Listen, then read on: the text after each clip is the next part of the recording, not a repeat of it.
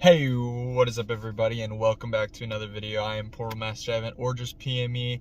Today is not only May 4th, aka Star Wars Day, so may the 4th be with you. It is also the pre-opening night for Guardians of the Galaxy Volume 3, the last ride, the final rodeo for our Guardians that we have gotten to grow up with and witness over these past years and everything like that.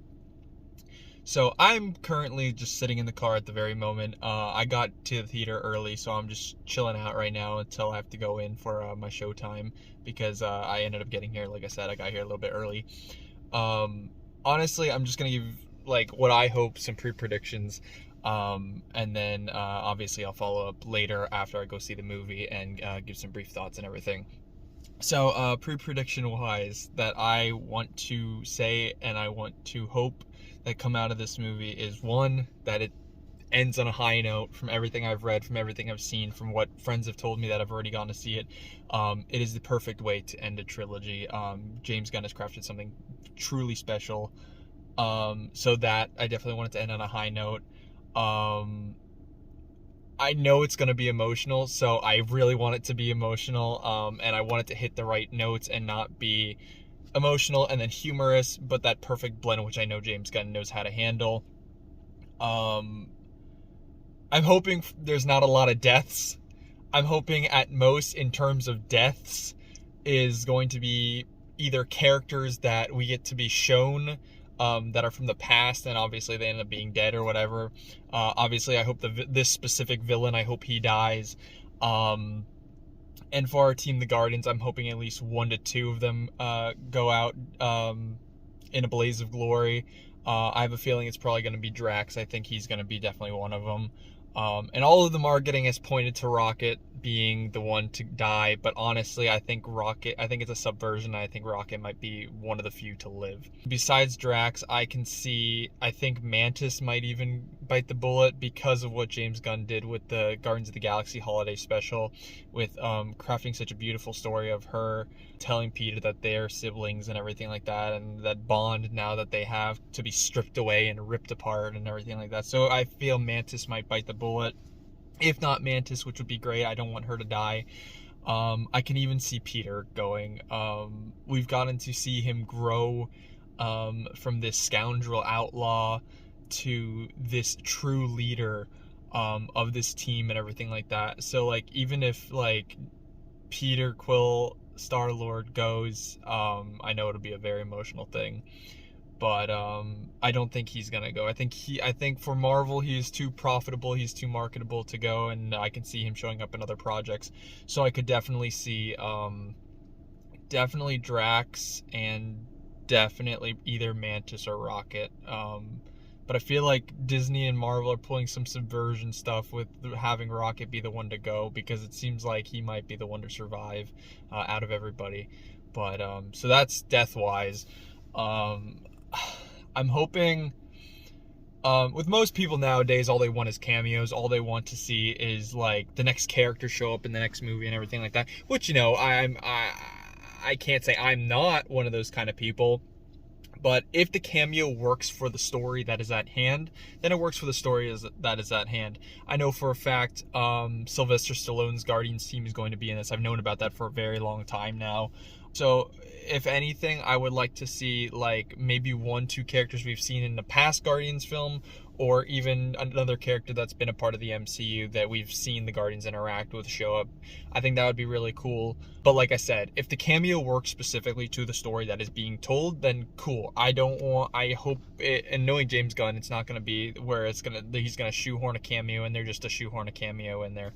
Obviously, in that sense, it would probably be like the actors that he works with, mostly like Nathan Fillion. Like, I know he's in this and stuff like that. So it's like more actor cameos, but not really like Marvel character cameos like Thor: Love and Thunder threw in, and certain other projects have thrown in before and stuff like that to jump off hype. Another thing I'm really hoping to get out of this is I'm hoping the soundtrack is an absolute banger, like Volume 1 and Volume 2. I know that the Volume 3 soundtrack has been out for a while now, Like James Gunn pre-released that like a while ago for everybody to listen to, but I obviously stayed away from it, so I have no clue what to expect other than Since You've Been Gone, which was used in the trailers, so I don't even know if that's in the movie.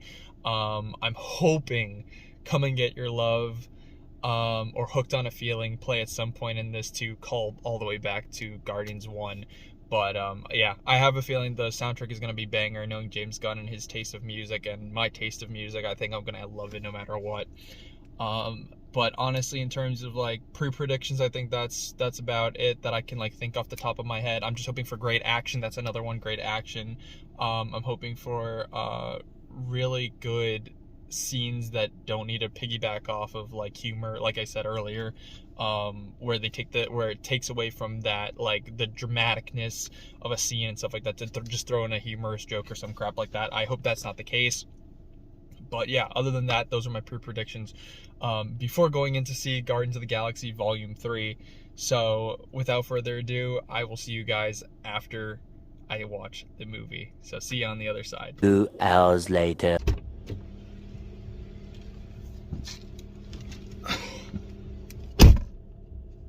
Well, I just got done watching Guardians of the Galaxy Volume 3, and let me tell you, this was quite the movie. Oh my god. Without spoiling anything, going back with all of my pre-prediction thoughts, I got a few wrong, and I'm very happy I did. Most of the ones I did get right, I'm very happy about. I won't say what, but this was a beautiful film. James Gunn set the bar, and he broke the bar, and he went right up to the stratosphere, because this was the perfect. I couldn't think of any better ending for the Guardians, for this specific team. This was the perfect ending. Everybody had their moments to shine. The soundtrack was absolutely amazing. I loved it. I was bumping my head the entire time. I got emotional a couple times. I got very teary-eyed. And then the ending of the movie is what floored me. I was crying, like silent crying. The tears were coming out of my eyes. It was happy tears. It wasn't sad tears. It was happy tears. And I don't want to spoil why, but this was a beautiful film. It was a beautiful film, and it tackled a lot of different things. It did so much, and to those that are calling it too dark, it is not dark enough. And there are just some hilarious moments in this that don't take away from very emotional scenes or anything like that. This is a fantastic movie. This was a beautiful, well-crafted film, and you can tell that everybody put their all into this. James Gunn put his all into this. The Guardians team put their all into this. Everybody did, and it came out absolutely beautiful. I loved this film so much. And I recommend, if you plan to go see Guardians of the Galaxy Volume 3, go and see it as soon as you can. I just got done seeing it in IMAX, probably the best format to go see it in, and it was beautiful. It was spectacular. The CGI was fantastic. So to anybody that, with all the current Marvel projects being like, oh, is the CGI going to be good? Is it going to be half-assed? Perfect. It was great. They did a fantastic job in this. James Gunn most likely probably said to Kevin Feige, yo, I want this to look as great as possible. And they did that because it came out absolutely beautiful. I'm just at a loss for words because of how great this movie is, and I can't stress that enough. And most of the time when I do a review or I do anything like this, I always look more on the positive than I do the negative. That's how I've always looked on the I always look at a film. I can't really think of any negatives, to be honest. The runtime was perfect. It was like 2.5 hours, I believe. It was perfect to flesh out what they needed to do for the story-wise. There weren't any moments, to me, at the moment that felt like they dragged on or they were cut too soon or anything like that. I felt like everything was pretty much played up in the best way it possibly could be. But, yeah. This was a fantastic Marvel movie. It was a fantastic film just in general. I will definitely be wanting to go and at least see this 1 or 2 more times, but this was a beautiful film. This was an absolutely beautiful film. And to those saying that this is the best since Endgame, we have had quite a few since Endgame that have been very good. AKA Spider-Man No Way Home, Shang-Chi, Black Panther Wakanda Forever. There have been a lot that have been great since Endgame, to those that are discrediting all of those other films.